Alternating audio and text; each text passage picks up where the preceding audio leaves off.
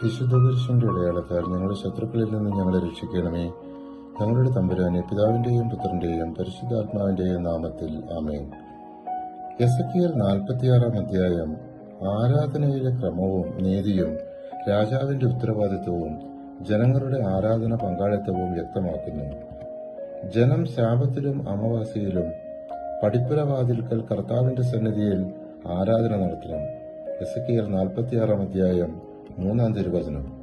നിശ്ചിത തിരുനാളുകളിൽ ദേശത്ത് ജനം കർത്താവിന്റെ സന്നിധിയിൽ ആരാധനയ്ക്കായി വരുമ്പോൾ വടക്കേ പടിപ്പുരയിലൂടെ പ്രവേശിക്കുന്നവൻ തെക്കേ പടിപ്പുരയിലൂടെയും തെക്കേതിലൂടെ പ്രവേശിക്കുന്നവൻ വടക്കേതിലൂടെയും പുറത്തു പോകണം.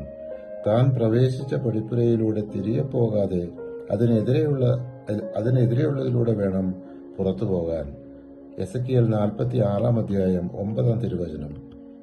എസെക്കിയേൽ 47 അധ്യായം ദൈവത്തിന്റെ ജീവജലത്തിന്റെ ശക്തിയും പുതുക്കലും ജീവൻ നൽകുന്ന അനുഗ്രഹവും വ്യക്തമാക്കുന്നു. നദിയുടെ ഇരുകരകളിലും എല്ലാത്തരം ഫലവൃക്ഷങ്ങളും വളരും.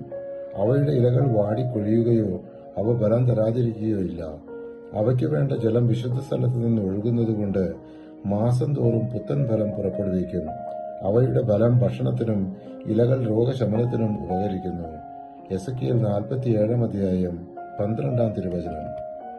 എസെക്കിയേൽ പുസ്തകത്തിന്റെ അവസാന അധ്യായമായ 48 അധ്യായം ഇസ്രായേൽ ദേശം 12 ഗോത്രങ്ങൾക്കിടയിൽ നീതിപൂർവം വിഭജിക്കപ്പെടുന്നത് വിവരിക്കുന്നു. ഇനിമേൽ നഗരത്തിന്റെ പേര് യഹോവ ഷമ്മ, അതായത് യഹോവ ഇവിടെ ഉണ്ട് എന്നായിരിക്കും. എസെക്കിയേൽ പുസ്തകം ഇവിടെ പൂർണ്ണമാകുന്നു. പരിശുദ്ധാത്മാവെ, തിരുവചനത്തിന്റെ അനന്തശക്തിയാൽ ആത്മാവിന്റെ ബലങ്ങളും ദാനങ്ങളും നൽകി തീഷ്ണതയാൽ ഞങ്ങളെ ജ്വലിപ്പിക്കണമേ. ആമീൻ.